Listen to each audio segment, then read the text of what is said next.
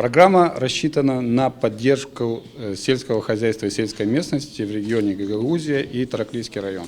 В рамках этой программы у нас есть компонент, который будет поддерживать малый и средний бизнес именно в этом регионе. На данный момент мы сейчас разрабатываем программу поддержки всей инфраструктуры поддержки этого малого и среднего бизнеса, которая будет включать в себя, конечно же, и грантовую поддержку для малых и средних предприятий.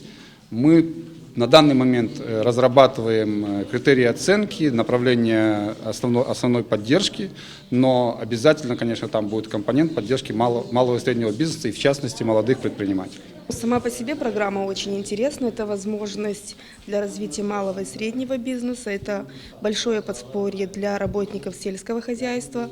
Я представляю торгово-промышленную палату Гагаузии, Центр делового образования, и потому для нас это очень интересно. То есть мы можем помочь развить малый и средний бизнес. У нас очень много предпринимателей, которым это интересно, но они не все могут посещать подобного плана мероприятий. Наша цель через нашу организацию рассказать им обо всем, что происходит здесь. Мы все пришли сюда для того, чтобы подробнее узнать про этот новый проект, который запускается в Гагаузии и в Тараклийском районе. Этот проект очень важен.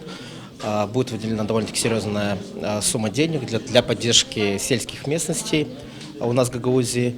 Поэтому я считаю, что важно для всех и неправительственных организаций, и ассоциаций бизнеса участвовать в этом мероприятии, для того, чтобы узнать все критерии участия в данном проекте, что предполагает под собой этот проект и на каких этапах мы сможем подключиться и вместе помочь реализовать проект более успешно.